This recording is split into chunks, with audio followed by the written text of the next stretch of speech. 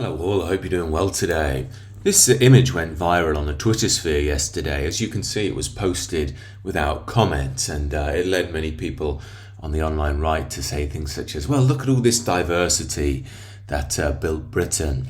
And lots of lefties fired back. Well, actually, don't you know, these folks in the picture are most likely to all be Irish navvies who built the canal network of Britain and the railway network too. Now, as usual with these things, the truth lays somewhere in the middle, or in this case, 1/3 to 2/3, and that's because all the research that's available shows that it's hard to get an exact figure, but around 1/3 of the folks who built the Manchester Ship Canal would have been Irish, the rest of them would have been British, and fair play to the Irish, very fond of them. Good for them for coming over, rolling up their sleeves and cracking on. Yet, of course, the reason many were raising this as a counterpoint is because they wish to imply that the Irish coming over here to work over the years is synonymous with the modern-day mass immigration we have now, where we have infinite people coming in every day from every corner of the earth who are being told by the mainstream as well that the British people, the Western people in general, are evil and we owe them something. Do you think that they give you money in England?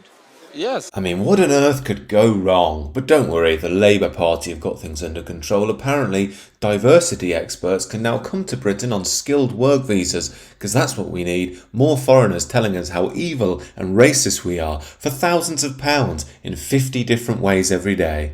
It is always with these things, there's a meta context with all this, because every Western nation is told to treat other European origin nations as if they're no different from, Pakistan or Guatemala, even though we have massive ethnic and cultural crossover and a shared history which effectively unites us. Now, this is especially true when it comes to Britain and Ireland, who have a long and complicated, at times messy history with one another. But the two nations are indelibly linked. You can't tell the story of one without the other. And of course, even integration from Ireland has been challenging, which should tell us integration needs to be done with steadiness, calmness, and wisdom, not this gung-ho, devil-may-care attitude, shut up you bigots if you criticise left-wing ideology, or the wants and whims of money power. So as far as integration goes, you won't find much better examples than the Irish into Britain, many of whom have completely integrated. And of course, this is because the Celts and the Germanics are largely northern Western European groups anyway, not to mention we already have Celtic nations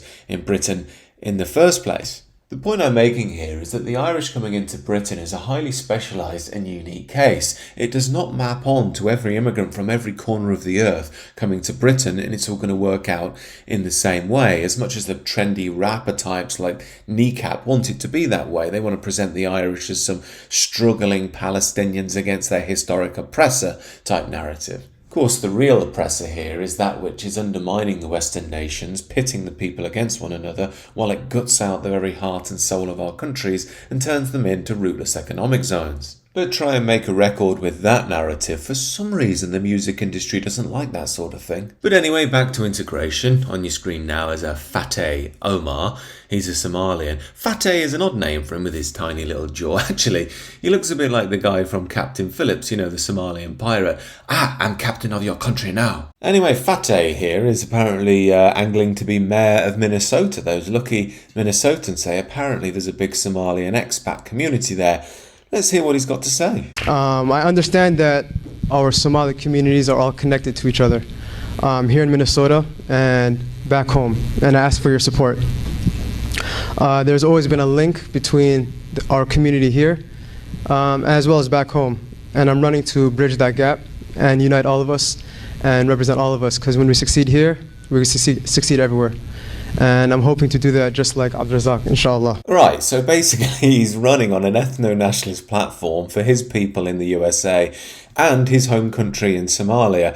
Now, oddly enough, I don't actually blame him for this. I mean, he's a Somalian. What do you expect him to do? In fact, all of this is reminiscent of that Leeds councillor who got elected for the Green Party and then started screaming Allah Akbar and, this is for Gaza. I mean, those stupid, naive, upper-middle-class green liberal types who think that this guy actually cares about the environment when really he's using their party as a platform for his own pro-Islam geopolitical aims. I mean, if it wasn't so tragic, it would be hilarious and somewhat beautiful in its irony, summing up the madness of modernity like something from a Martin Amis novel.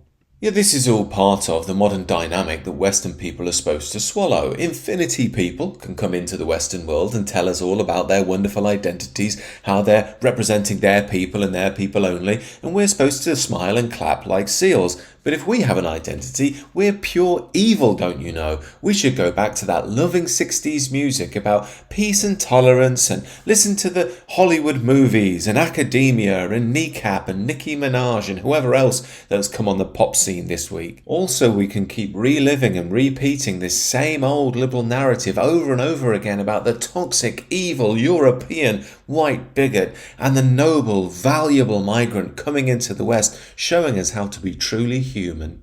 We just thought Audrey might like to meet her. Audrey, say hi.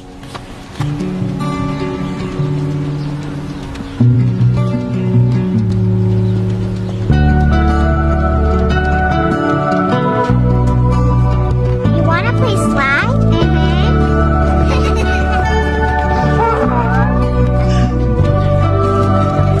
Slides off limits to ching-chongs. Fuck you! Ugh. Do you want to be best friends? The wonderful minorities taking out the trash. The trash, of course, being a white child who deserves physical violence, don't you know? So in conclusion, I don't really care if a few of the people who helped build the canals in Manchester are Irish. In fact, good for them. What sickens me these days is this constant seeming dislike of Western people from the mainstream. I do wonder how longer people are just going to keep swallowing it. Seems to me that the future could get quite messy. That's not because I want it to be that way, as I said yesterday. It's the liberal regime that have created this system and then want to point the finger at everybody else. Anyway, these are just my thoughts. Do let me know what you think down below, and do consider subscribing to the channel if you're new.